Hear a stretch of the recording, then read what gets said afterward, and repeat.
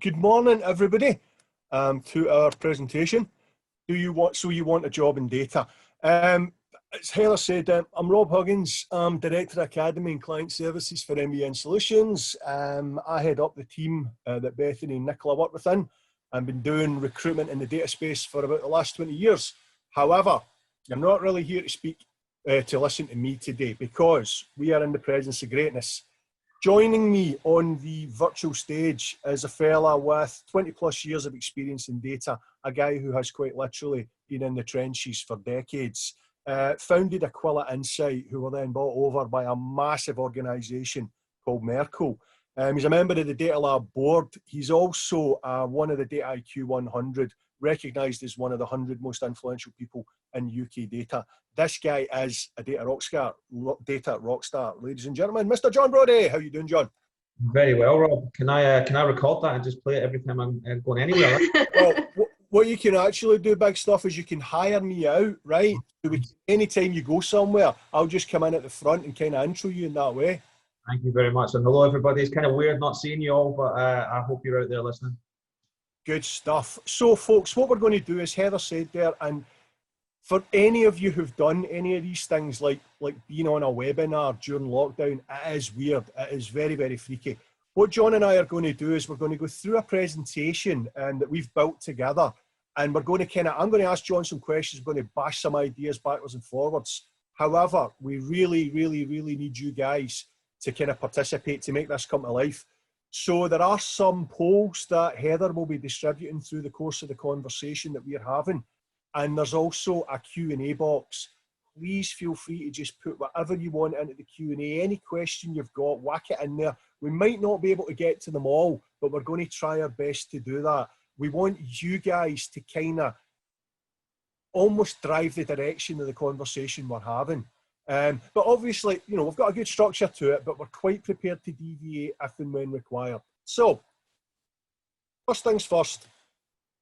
What we're going to talk about are the main data job types that we see in the market. So this is both from my perspective as a recruiter and the wide range of organisations that I interact with, but also from John's massive experience, what those main job types are. And the caveat here is that we know there are all sorts of nuances to this, but we're going to try and put them into kind of identifiable buckets for you to get your head around. Secondly, we're going to look at the skills required for each of those main job types. We're going to look at progression within the job types, what your future looks like.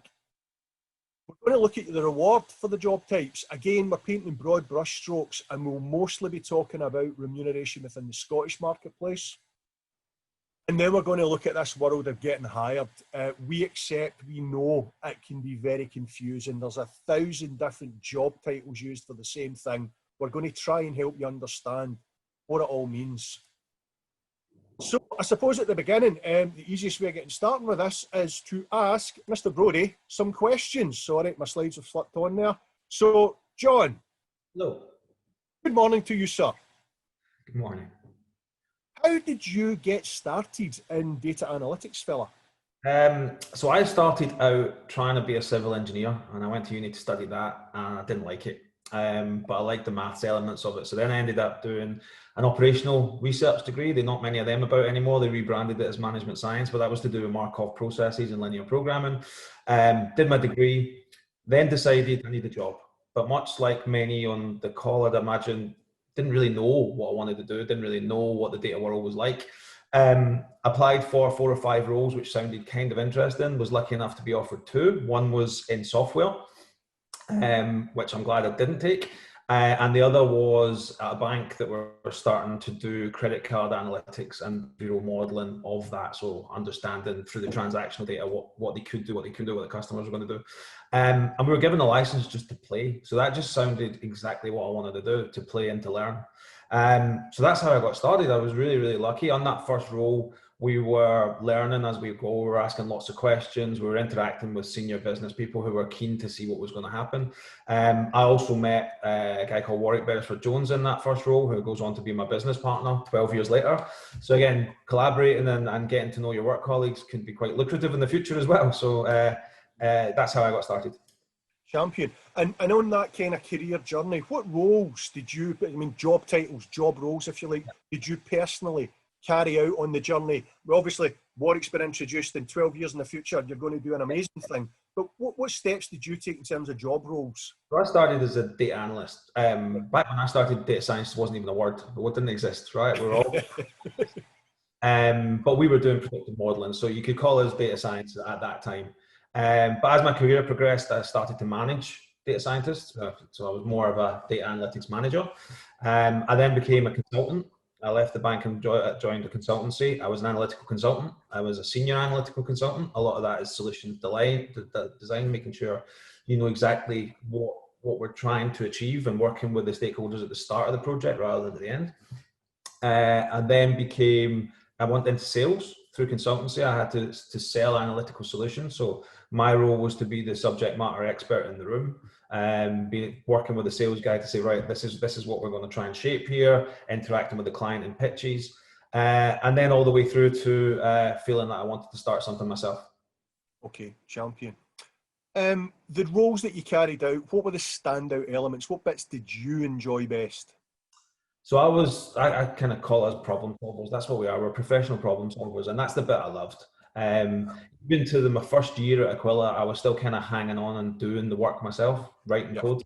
But all of us in our careers in data are always come at this junction where you're either going to be more technical, more hands-on, you're going to stay at the coalface, or you're going to be a manager and deliver through others. So bits I love, the doing, I actually gave away a little bit to become a manager and go down a different route. So yeah, okay. Let's talk about Aquila Insight then. For those that don't know Aquila Insight, one of the big success stories in Scottish data over the last 10 years, and a number of previous alumni from this particular program have gone on to have very, very successful careers within that business. Let's talk about the core business model. Why you decided to form Aquila Insight at the time. What was the core business model? What did you guys do? So Warwick and I were really frustrated through our careers that analytics was never really done correctly in our way, right? We were big egos at that time about how to do it properly, right? In terms of being able to do the right solutions, to be able to work with the stakeholders, to be able to make sure that when you deploy a solution, it works. Quite a lot of our stuff in analytics, it's all right for a project, but never really transforms anything. So we were like, we need to be better at that. We need to make sure that the value that we can see in the data actually then turns into something for the business. We also got really frustrated about how analysts and data scientists and data engineers are managed and their careers are progressed. So we wanted to create a kind of home for the geeks, right? And that's what we called us. We were Greeks and we wanted to create a home for them. So the business model was, if we were to go to organizations and say, we can help you with this, and to Gillian's point earlier, we saw we were at the start of the bubble that is now this great data industry that we've got. We saw if we're in the right place, if we're able to help scope projects for organizations and we've got the best people to deliver them, then there's a good business. And actually that was justified. Data IQ awarded us the best place to work in data, which kind of my proudest achievement, to create the home for geeks that the industry said, that's the home for geeks. I believe we're the only Scottish company to win it, although I know Agreco's up for it this year, so good luck to them. Okay, champion. Now let's get down to the nitty gritty, fella. You're building this business, this highly successful, award-winning business. What types of position did you hire for in that business? What were the roles that you would go to the market for? So as we started, there was two of us. So I had to hire everything, right? I'll focus on the data jobs in a minute, but there was no sales team, there was no finance team, there was no HR team, there was no IT team. So I had to hire all of that. But specifically, our model, our operational delivery team was data analytics, data science, BI, data visualization. We also had a product that we had. So we had product managers, CTO, front-end devs, back-end devs. So we hired a big team. We were the largest independent data science, data analytics consultancy in the UK. At our biggest, we got over 150 people. So we were looking for these skills. This is what the market needed. Interestingly, when we started out, data engineering was almost in its infancy. So data visualization became a kind of core specialism. Before it was kind of tagged on to everything else, but it started to grow. So really these were the core components, and they had to grow in that way. And we were of the belief that if we had the best people and we captured them from kind of a young enough age that we could help and put some experience around them, we would have that best team. So yeah, all of what we've got in front of me is what we were recruiting for. Magic. I think we should take a wee tiny pause here, Heather, and if you want to maybe send out a couple of those early polls that John had put together, let's just get a wee feel, a wee bearing on where the audience are at in terms of headspace. If you could all just have a wee read and please vote on the different areas that Heather's kind of putting up here. We've got a few wee polls for you.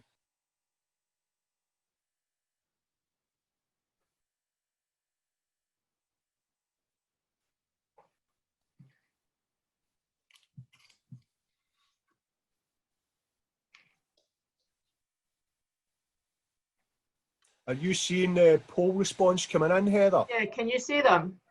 No, I can just see this. You want a job in data one, the first question, the area of data. Yeah. So I can share, once it's finished, I'll give everyone a couple of minutes and then I'll share the results with you. Brilliant. Magic beans. Thanks, Heather.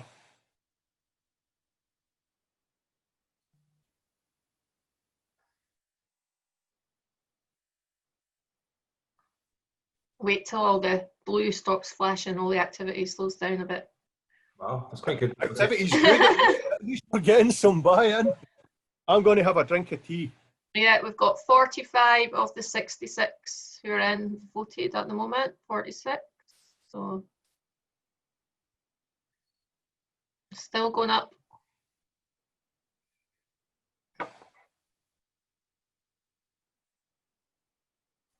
Okay.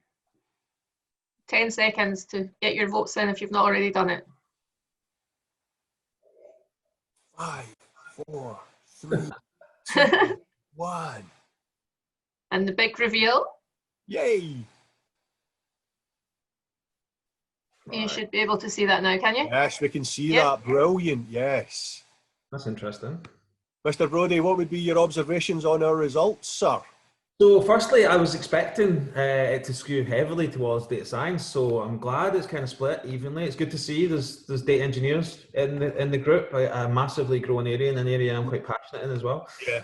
And we want to talk about why that is so important, mate. That you know, and I think from a perspective of somebody coming into the market, I think it's very important to understand how important data engineering not only is, but is going to be over the next couple of years. Yeah, we're going to touch on that. I think it's good that people are unsure. It is a confusing place that we're in, so it's good that people are unsure. I'm just going to look through the skills areas. This again, I was expecting more on the maths and stats techniques, so it's good that people are willing to see what better presentations, better understanding of how to deploy solutions. That's important. Oh yes. And then again, a good kind of flat, even mix of where people want to work. So this is great. It's great to get a feeling of where you guys are and what you're thinking about your careers at this point. Brilliant. Okay, so we'll dive through another couple of slides, and then we'll obviously come back to another little couple of questions backwards and forwards. So we're looking at the rough where your job will be, and we've got it there kind of highlighted out that it will be roughly in a certain area. We'll look at these areas in a little bit more detail if my slides will work. Why will my slides not work? Right, I can't move my slide on for some reason, Heather. Is my screen sharing enabled? Oh, there we go. We got it. So, the main data role types that we see. Firstly, the data scientists. The job involves building stuff, using maths, big brain skills, and then talking about the results. Then we're looking at the management of data, the curation of data, pulling it all together, the legaling bit, which is understanding what you can and can't do with regards to current and future legislation, and then advising colleagues on the do's and the don'ts, often a massively misunderstood and overlooked area. You might have a great idea. Somebody in data management might tell you can't do that. It's against the law, it's against an ethical standpoint. Then get the engineering and the development, and we've spoken about how important this is. Something clever in R&D then needs to be productionized, and there are some extremely capable people out there doing that. And then I've got the analytics, the bread and butter extraction, investigation, and the relaying back of findings, that, you know, the absolute spine of what data is, particularly in Scottish businesses. And then John, by request, included this final category. We see this every day massively across a huge number of organisations. The specialism of reporting, the specialism of that graphical layout, the specialism of being able to visualise the findings. People don't want to look at Excel spreadsheets. They want to see something that's visually appealing and is an easy displayed way of working out information. So these are the main role types that you'll be getting into. So back to John.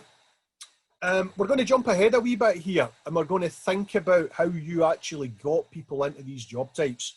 So we're thinking here about how you would cast that big net even prior to getting somebody into a dialogue about a job. But let's think about how you would cast the net out there. And obviously, we've mentioned already, you did use the placement program massively. I want to think about other routes that you used as well. How did you normally select staff in the first instance? And then secondly, what stages and processes were involved in actually determining an individual was the right fit? Yeah. So first, the holy grail of any organization is that people come to you. I want to work there. All right. So that they would speculatively put CVs in. When we started out, we weren't known, so we didn't really have a lot of people come to us. So there's a lot of us, and again, I'm going to recommend that the guys do this as well. There's a lot of meetups in the data science community, data analytics community, engineering. So attending meetups, getting your name going, letting people know that we were out there. But we also used partners like recruitment consultants like yourselves. And that was, when I look at the stages that we went through to hire, our first stage was usually to go to either startup events or meetups or yourselves to say, we are in the market for this type of role. And then that would require a whole bunch of CVs to come in. So you get all your CVs in, and I would sit there, I'm maybe recruiting 4 or 5 roles, and I'll have 150 CVs in front of me. And I'm scanning through them, reading through them, putting them in 2 piles, yes, no, yes, no. So I'm working through trying to just get the nuggets of a good CV, and I know we'll come on to that later, but just that's something that's interesting to me. But the next stage is more important. The next stage, we would have a telephone interview where I'm seeking clarity on that CV. I'm looking to find out, does what they say on the CV stack up? Can they explain it? Can they talk? I'm looking for personality to start to come through. Ambition, desire, future thinking. On the call, I'm also looking for them to ask me a lot of questions about what the role is. So I'm looking, it's a 2-way process at this point. But I'm also clarifying a lot of things. I've got a great example of somebody who happened to put that they were great at Markov processes. Now, I wrote a thesis on Markov. So I was like, this is great. So I started having this dialogue, and it turns out he hadn't done anything like that. And he fully admitted on the call, he just liked putting it on. So again, for everybody out there, Top tip. If you put something on your CV, be prepared that somebody who knows more about that than you is going to read it and go, oh, interesting, let's have a chat. Never, ever, ever put a falsehood on your CV. Yeah. So that's a classic example of where that happened. Then once you get through the telephone interview stage, we would have a face-to-face, and hopefully those will come back, but face-to-face interviews at the moment are like this, and we need to adapt. But we would have face-to-face presentation, usually an hour, hour and a half, and that would be it was me, maybe 1 or 2 of the analyst engineers come in to that half an hour, really on technical skills, but not necessarily a coding test. We didn't go down that route. We wanted to just ask questions about how they would do certain things. We would then, and this was a vital part, we would set a presentation topic. And we were assessing a lot of things on that presentation. We kept it vague on purpose. When people are unsure of what a question's asking them, they tend to go to their safe place, their safe tools, their safe solutions. And that's what we wanted to see. What did they use to crack this nut? And we got a wide range of responses, but we weren't just testing their ability to apply a technique on some data. What we wanted to do is we did some role play. So I was always a finance person or a marketing person. And I wanted them to understand the audience that they were presenting to, understand that role play, and present to me the information that I would like, the language I would like, if I'm finance, speak to me in pounds and pence. Translate that model into something that I care about. We'd also like to see them keep to time, right? It's very important, right? Have they thought about that? And just how did they lay it out? How did they structure it? How confident were they as they spoke? These are all things that we're looking for. And we had, again, as examples, we had a myriad of absolutely amazing through to people who haven't done it. Yeah. What do you mean you haven't done it? That's part of it. And unfortunately for that person, we had a lot of whiteboards. So my colleague just handed them a pen and said, on you go, you're doing it now. We had somebody take a bit of A4 out their back pocket and say, this is my presentation. So that guy didn't get the job. But that was our process. And actually, in some cases, we offered jobs in the room. We wanted, you can get in that position if you're impressing people at the moment. It's a vibrant industry, as Gillian said. People will make you offers in the room. We in our own organisation, we will do that, and it's something that we see out there quite a lot. And just a top tip for anyone who is in this scenario, the phrase that we use to decide whether or not we should offer someone in the room is, do we fear this person going to one of our competitors? If this person leaves this room without shaking hands on a deal with us, will this person hurt us elsewhere? And in that scenario, always enter into any interview with an idea in your mind as to whether or not you're going to get the answers you need to shake hands in the room. And if you don't get the answers you need to shake hands in the room, chances are it's maybe you need another stage or it's not quite right for you. Just the last point on that, the last stage of our interview process was 20 odd minutes, maybe even half an hour of questions from the candidate to me and the team. Things like what's it like to, what's my project going to be, these sort of things. Now, again, there was as much weight put on the questions that we were asked as there was questions we were asking them. We always started the process by saying, this is two-way, we're making decisions about you, you're making decisions about us. Please ask as much information, ask as much questions so that you can make a good decision here. Because the last thing I want to do is hire. I don't want to hire somebody who then leaves 2-3 months down the line because it's not what they wanted or not what they expected. It doesn't work for anybody. Okay, so taking a wee step back to when you spoke about why, why you built the original Aquila Insight team and what you were trying to do. I want to think a wee bit now about these teams that you were building to service the needs of clients. So clients are coming to you, we've got a problem needing solved. You're not going to solve that problem by deploying one individual. How did you build the teams? Was that all client driven, or did you have an idea in your own mind, we're going to need a lot of this before we go to the market? How did you actually structure these interdependent teams? So usually you need, there is no unicorns. Well, maybe there's one or two, right? But there are very, very, very few out there. You need somebody up front to kind of spec it and to scope it and to make sure, to set it up for success, right? So usually that's a more experienced practitioner, somebody that's got a few battle scars and can see, and sometimes somebody that understands that industry. Again, somebody up front there. Then you'll need a data science specialist if it is a data science role. Usually data is tricky. That's one of the big things that everybody will learn as they move away from sort of university into the more industrial world, that data is messy. And that requires usually a data engineer to get to where the data is. Is it staying in their environment? Is it moving into your environment to do your analysis? Moving that data about is quite tricky, requires data management sign off as well. So you'll need somebody that's understanding that. We would then need to have an account management layer on top of that to make sure that the client's happy with progress, that the team are delivering on time. And then the bottom layer is you need somebody to then make sure that we got paid. So there was multiple elements of a project being delivered in that environment, and everybody played their own role. Some people wore 2 or 3 hats and did 2 or 3 jobs. Bigger projects, people were in their own specialisms. So yeah, it varied a lot. And what we were able to see is if we had sort of a junior data scientist working with a senior, while the senior was learning from the account manager, so they were seeing the career progression within that team. So it was quite good for them to see how other people's roles were contributing and whether they would want to try a different role and try to get some experience. So we quite often had some data science people go, I want to be a data engineer. So can I have a chance of doing the next project in that space to see how I like it? Okay, brilliant. So we're going to jump on for another couple of slides now and then maybe do another wee poll. So typically what we'll see out there for the data scientist, and you'll need to excuse anything that, in terms of the infographic here, I quite boldly and brazenly stole these from a variety of websites. So they're not all tailored to fit. It's just the best I could blag at the time.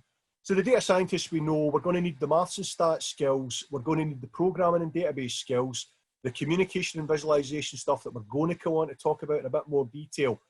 This other area that we're going to expand upon as well, which is domain knowledge and soft skills. And secondly, for the engineer, we're looking at the kind of the language stuff we're going to go on to talk about in a bit more detail, but what we should have underneath the skills are an understanding of complex database systems, modeling ETL tools, the APIs to plug all this stuff together, and also understanding of warehouse data lakes, where all this stuff's stored. Looking at the manager, and we've mentioned this increasingly, and particularly, and I noticed earlier on, quite a lot of you had said you were interested in working in large corporate organisations. These individuals within large corporate organisations are extremely important. People who are looking at governance, people who are looking at legal, people who are looking at what are the rights in terms of the usage of the data. It may well be that you want to do it, but can you? Are you actually allowed to do it? And the data management professionals will be the people that they're the custodians, if you like, of what you can and can't do. Then we have the analysts, the data detectives, people who understand intuitively how to extract what's necessary from a database, perform some complex or sophisticated analysis on it, and then present back their findings to the business in order to enable better business decision making. So just before I go on to our top tip, John, I'm going to preface it by asking you a question. Okay. All these role types, be it analyst, be it scientist, be it engineer, developer, how important is the ability to communicate and visualize in these role types? Massively, massively more important than anybody thinks at the start, to be honest. We like to think in our industry we work in a little bubble, right? A bubble of data science and a bubble of data engineering. We all speak the same language and we all solve our own problems and we all. Unfortunately, that's not true, because we have to interact with a wider business community, whatever organization you're in. You have to interact with them. You have to. Usually, we are solving problems that they encounter on their day-to-day, and they say there must be a better solution for this, and they come to us to say help. And that's why I think we're professional problem solvers. They come to us and ask for help. Now, we can't then be able to communicate back to them in a language that they understand, then there's a big problem there. Quite a lot of the solutions that went awry at Aquila, whenever we had a problem, it was a communication problem. It was either not defining up front and agreeing up front that we used to call it, think of the same color horse. There's a really good experiment you can do in a group where you all close your eyes and you're in a field and suddenly a horse goes by and you open your eyes and you ask everybody what color was the horse, right? And there's a red horse and a red horse and a black horse and a white, and you realize that you think of the same thing and actually you're all got a different picture in your head of what needs to happen. So one of the top tips I've got for that is a process called playback. So after the communication, after you've had an interaction with somebody, play back to them. This is what I heard, right? Write it down. This is what I think we are doing, and do it before you start. But the other thing with communication is we're really horrible in this industry about asking for help. We're naturally introverted. I'll talk a little bit about how important personality is, but our industry is full of introverts. We don't really like doing presentations. We don't really like getting our head up. But actually asking for help is one of the things we're pretty bad at. We tend to sit on a problem hoping the eureka solution will arrive at the last minute. Yeah. Sometimes it does, sometimes it doesn't. It's amazing. Usually it doesn't. And at that point, it's too late for anybody else to help. So the ability to collaborate, the ability to ask for help and just say, I'm struggling. But the other communication part is being able to then package up the end part, the thing that's going to wow everybody, and present that back to an audience. lots of people leave that to the last 5 minutes of the work. You might have a month to do a project, and at the last day you do the presentation. You should be thinking about what the presentation is the whole way through. We used to have a process at Aquila where we would design the end presentation as we designed the solution for the delivery. So as we're building the models, we're thinking about how we're presenting it, what are the key points. Yeah, it is vital. It's something that we're not good in the industry at. We need to be better at it, and I know we'll go on to maybe how we do that. Yep. We see it in almost every job spec that I've read, and I've been doing this stuff for 20 years now. I have read thousands of job specs. I've guided thousands of people through interviews, and by a clear distance, the most important element that any organization is looking for is the ability of their data asset, because that's what you will be, an asset, to communicate with other parts of the business who do not understand what you understand, to translate what you get into simplistic language so that somebody can understand it easily, and to be able to interact in verbal and non-verbal ways with other members of the business who don't know anything about what you do. It is by a huge distance one of the most important things that you can learn to do. Just a quick point on that. I was lucky enough in one of my earlier jobs, I worked directly for the CEO of a bank, and I used to do a presentation every so often, and he had a really good technique in that he would not sit down. He would come to the presentation and he'd stand at the back of the room next to the door. And my job was, you've got 3 slides to make me sit down. So that is a really good way of thinking, that I'm not here to explain data issues. I'm not here to tell you 30 slides about what techniques are used in chart after chart. I need to make it impactful. I need to make it impactful right up front, get your audience interested, and make it about them, not about you or the data science. And another point that you raised earlier, and it's something we do a lot in our line of work, is the playback. It's the checking of perception. A massively important tip for you guys out there.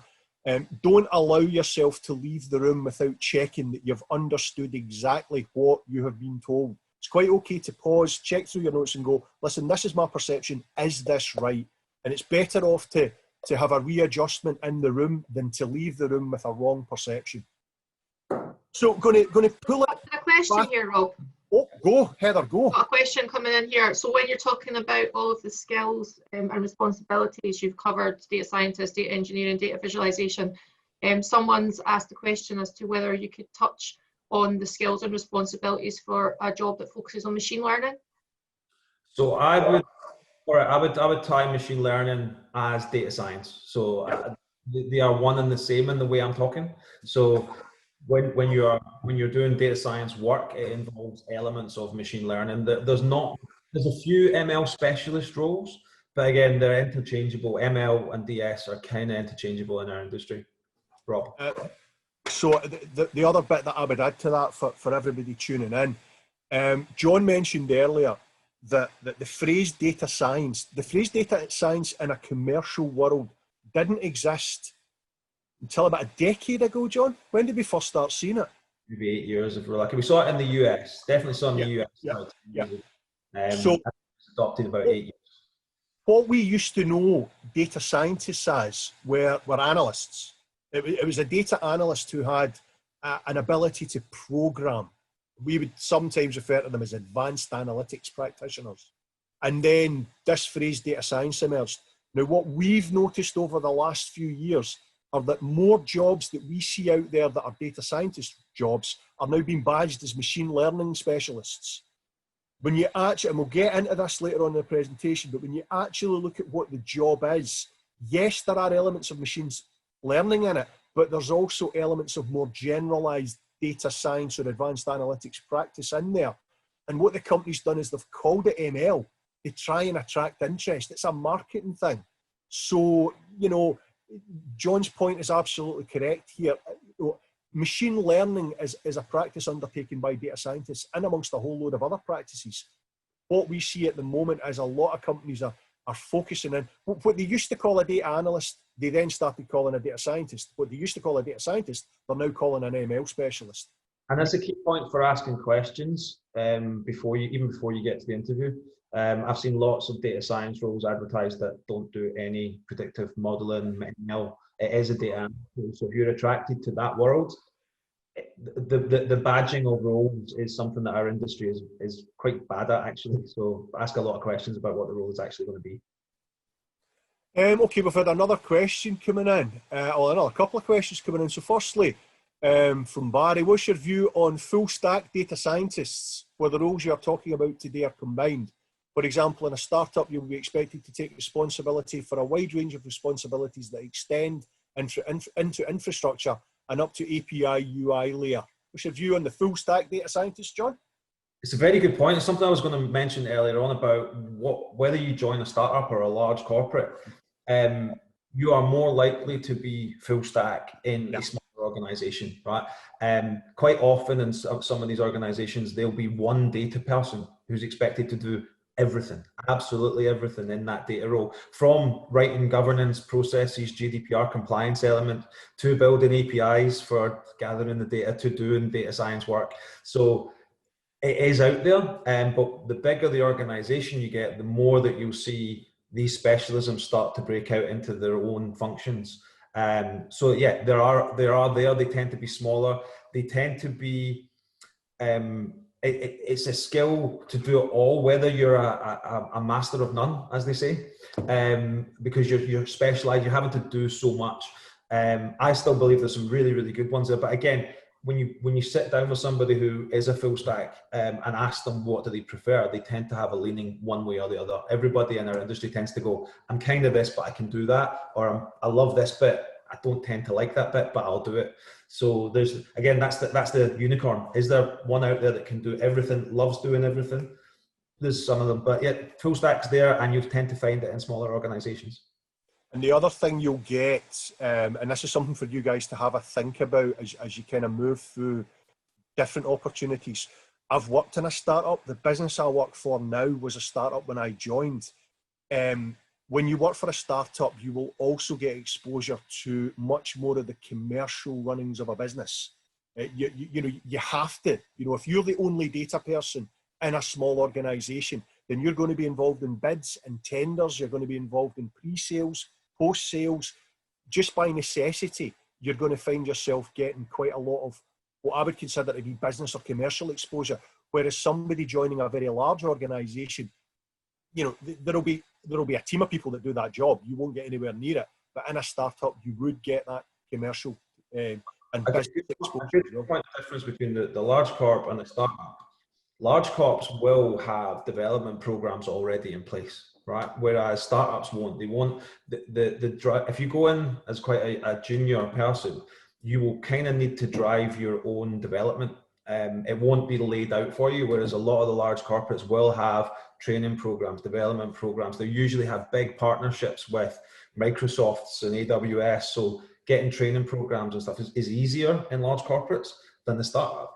So while startups can be sexy and fun and you can do lots of stuff, large corporates have their role to play as well and have a lot of attractive elements to that.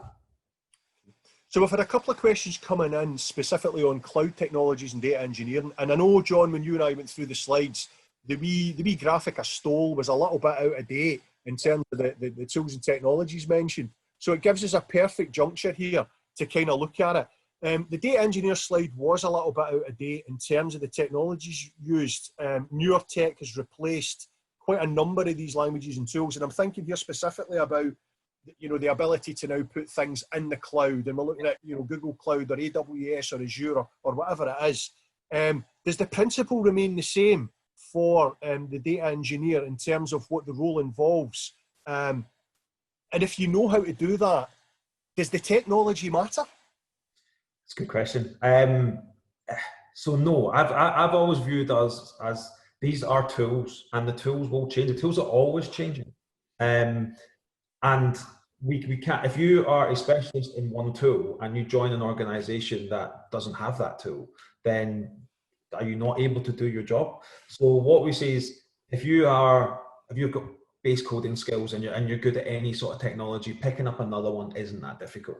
As we've seen, so if you go back 15 years, everybody was SaaS. That's the tool of choice for everything. Then R and Python came along. So did the SAS programmers just give up? No, they had to retrain and move into R and Python.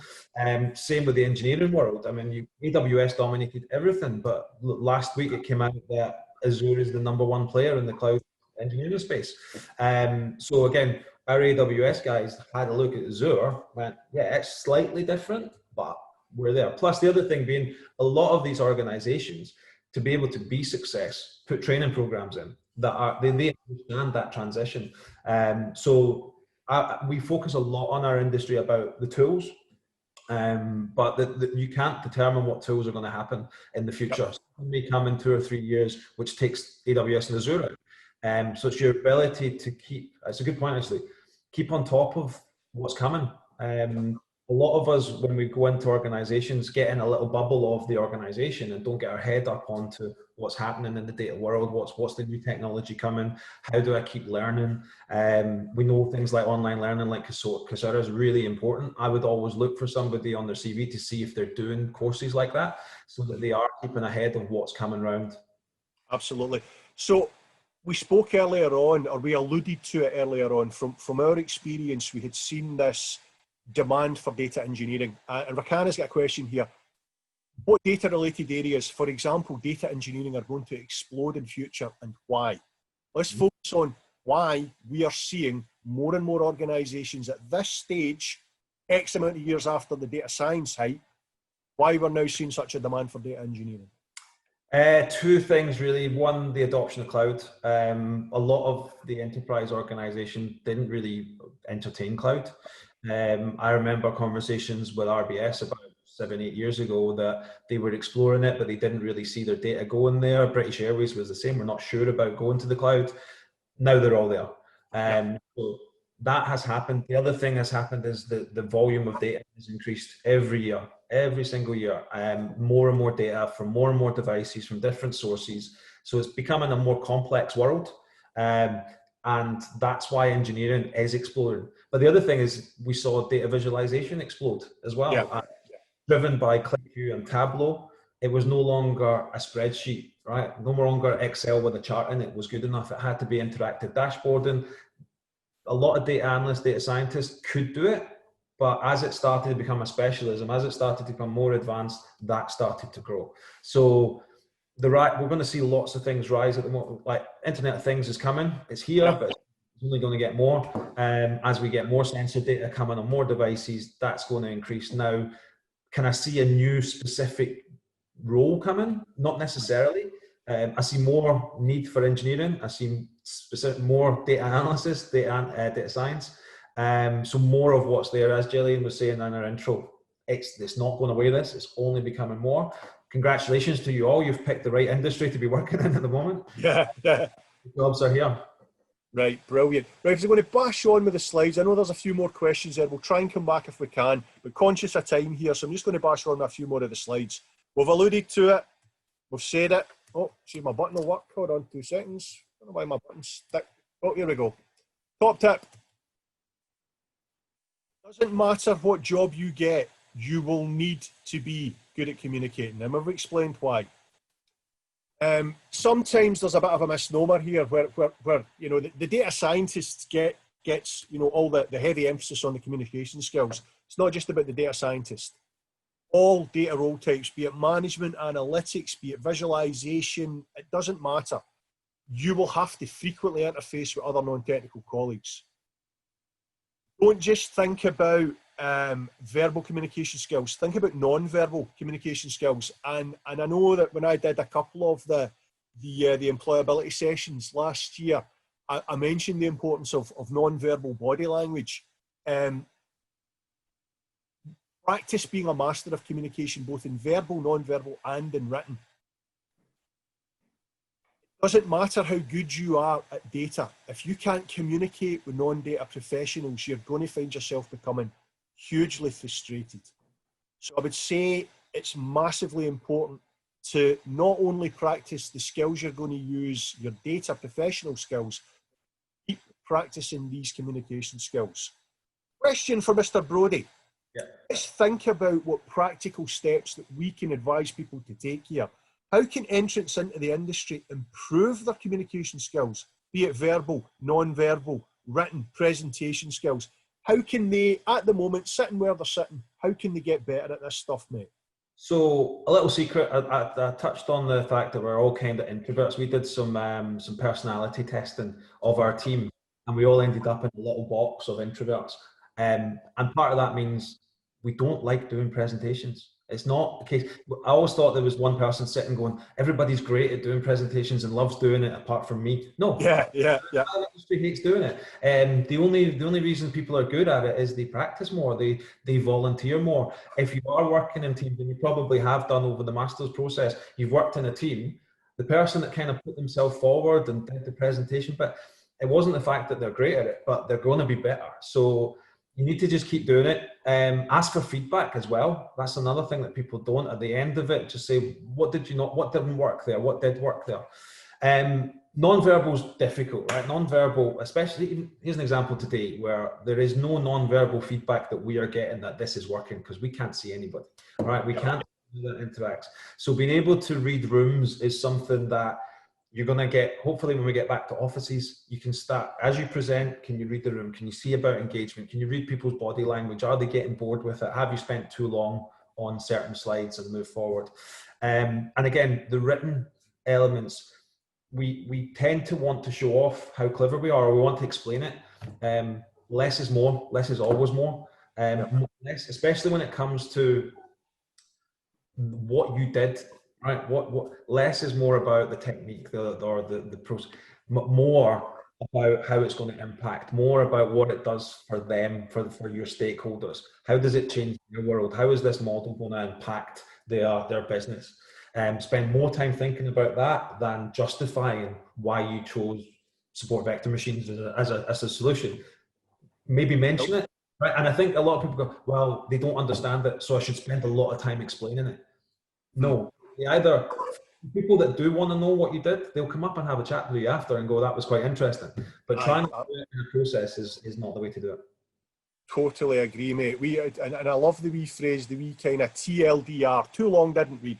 Too much information, not interested. And I do it in my place, and I'll stop people and just be like, look, get to the punchline.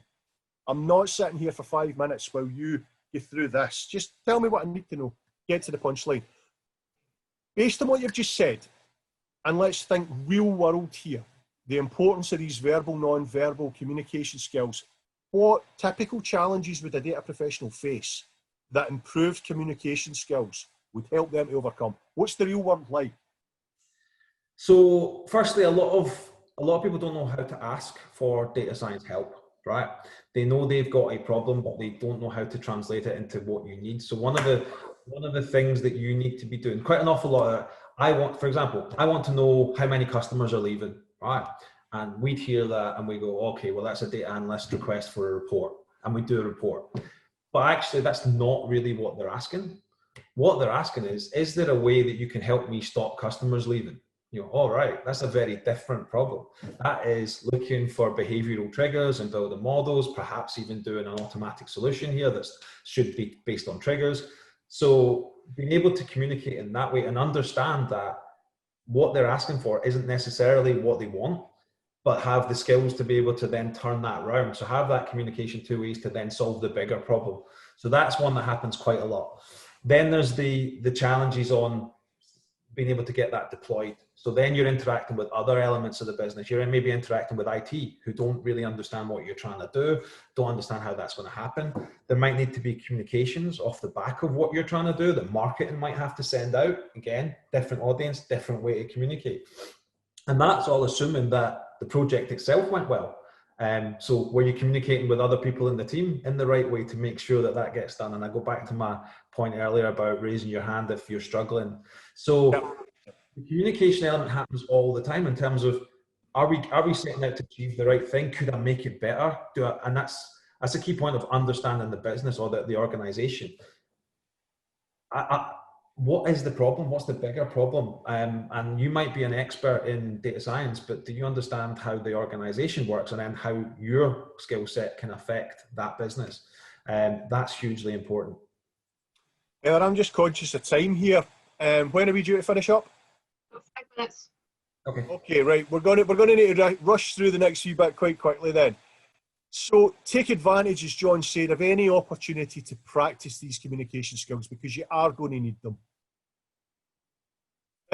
Career progression, we will look very quickly through one of the areas again that John touched on earlier on, which is this idea of specialism.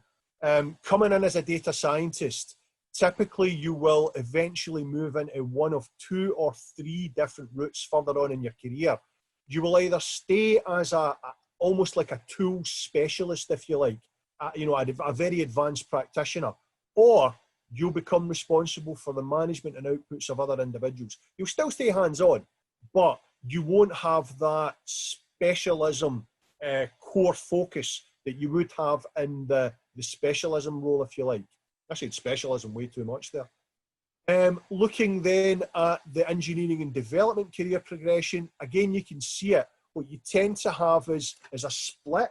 It's either continuing to be a hands-on tool specialist with no managerial responsibility, or the other route takes you down, working, collaborating with others, perhaps being responsible for outputs of other individuals, but both kind of heading in the same direction in terms of where you would end up in your career progression. Again, we'll see the same thing. Data management.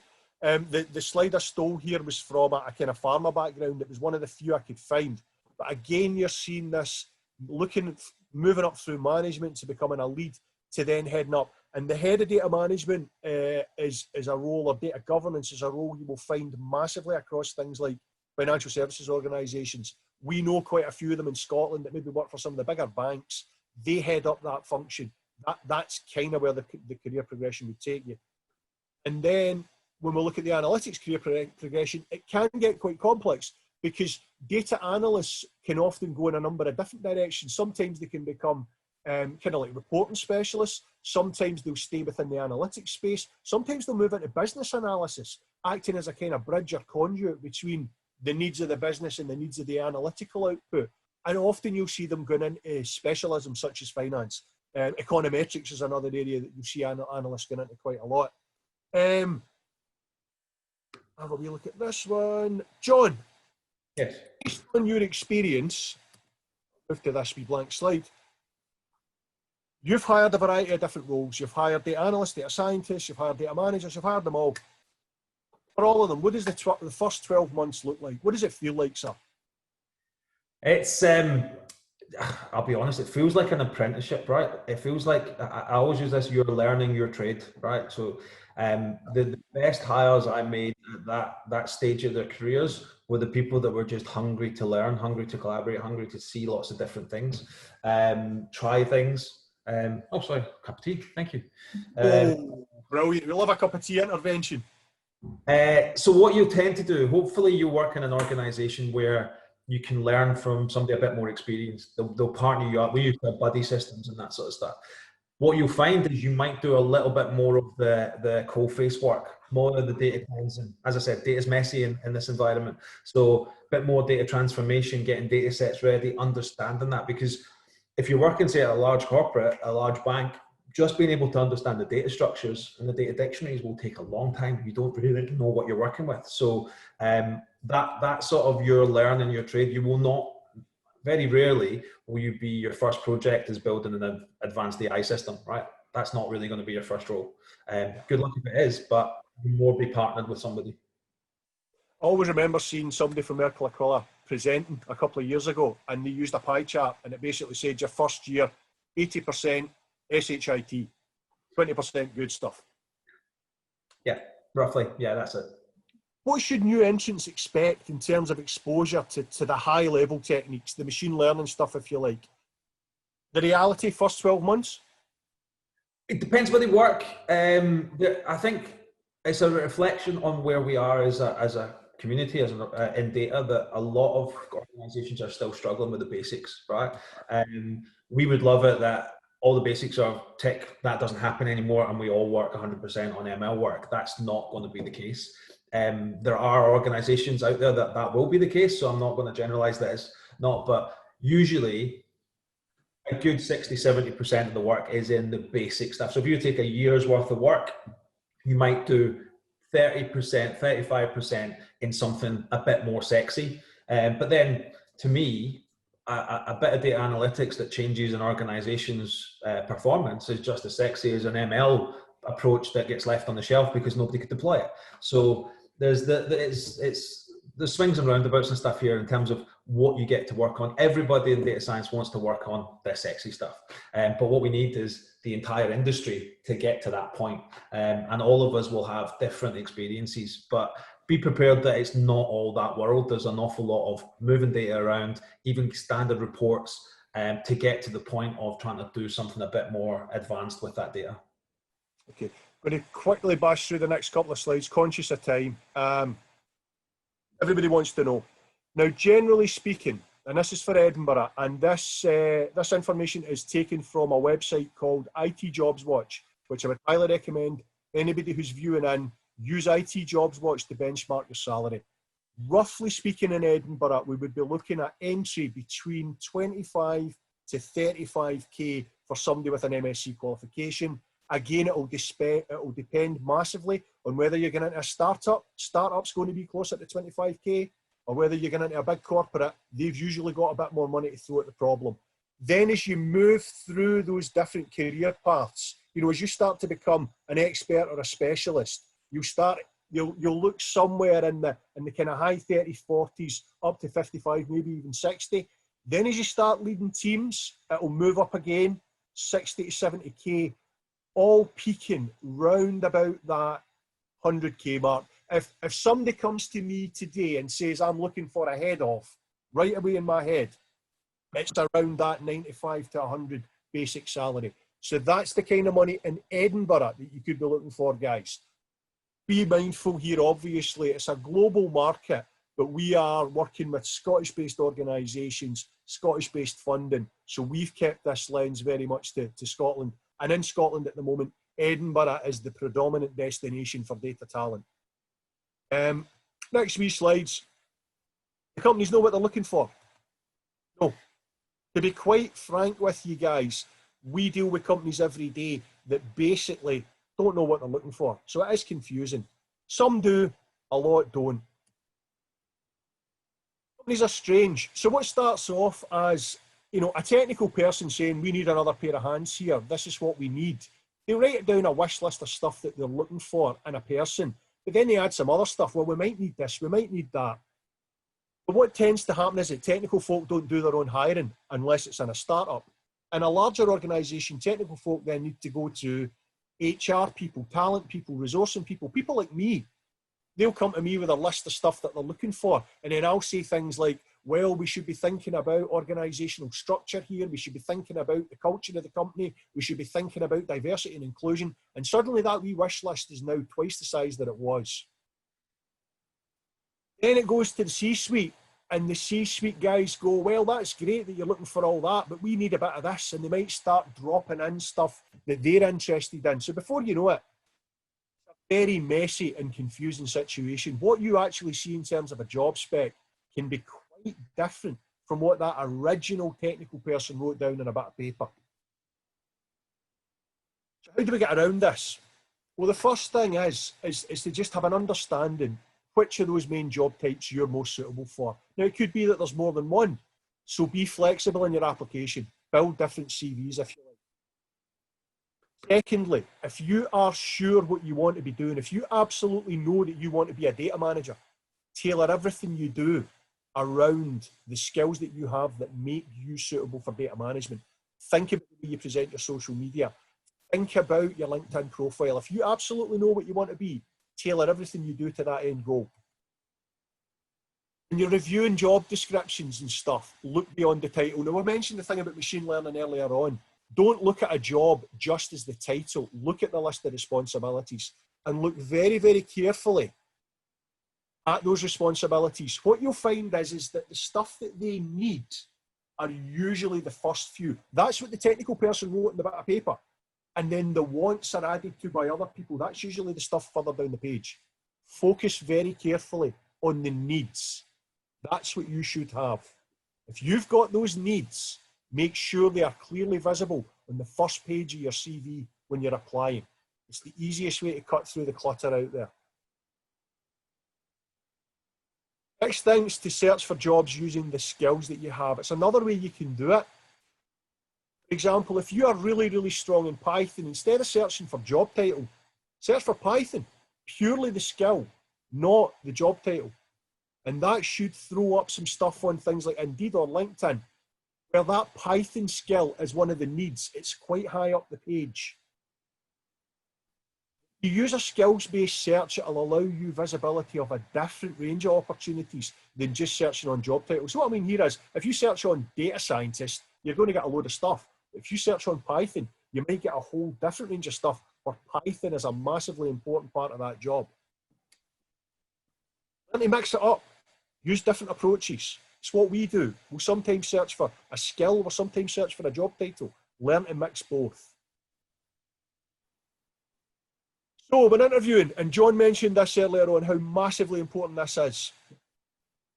When I did the employability sessions, or any of you guys that have been in an employability session with Bethany, it wasn't just about teaching you to get an industrial placement. Those employability sessions were about all selection interviewing. I built the employability training based from experience of working for experienced hire recruiting. So selection interviewing is the same at any level, regardless of role, position, discipline, or seniority. Follow the process, you'll be able to determine if a job is right for you or not. Research the company and the role. Get examples of where you've used or studied what they need, and prepare your own questions. So if you've got your own questions, intelligent questions, you can determine very quickly whether this is the right role for you. I just wanted to say just something quickly on that, in terms of, especially as you guys are starting out your careers, your CVs are all kind of similar. When it comes to, you've worked in 3 different places and you've got 5 or 6 amazing projects to talk about, that screams out your CV. That starts to become a differentiator. But when you're starting just now, things like asking questions in the interview, or having done research and being able to ask why we did certain things. I remember somebody asked me all about why we designed our own analytical platform and how do we do it. It just starts to differentiate you in the room, whereas your CV can't do that. So a lot of personality, a lot of questions, that's your time to shine, and it allows you to kind of really differentiate from a peer group. Absolutely, wise words, John. Your own questions. Skillful use of questions, you can determine whether any role's right for you. So go back to that wee idea that we said about John mentioning that he would make offers in the room. But the individual that he would offer in that room would have to know in their own mind whether or not they wanted to accept that offer, or whether or not they were going to say, well, look, thanks very much, I'm very flattered, but can I have a couple of days to think about it? If you get your questioning right, you will know in the room whether it's right for you. We spoke about those needs earlier. So if they've put Python as a need, think about questions about asking what these needs are for. And John mentioned it earlier. Asking questions about, what is the job? What's it all about? What am I going to get exposed to? Who am I going to interface with? And those needs are usually a hard skill. They're usually tool, technology, or technique based. Follow up each question that you are asked with additional questions designed to understand pie chart style. How much of your day, well, you said Python's a need. How much of my time am I going to be spending using Python? Is it going to be all the time, some of the time, none of the time? So you can use that questioning technique to determine whether or not the job is going to give you the chance to do the stuff you love doing. And that's what the two-way dialogue that John mentioned earlier, that's why it's so important.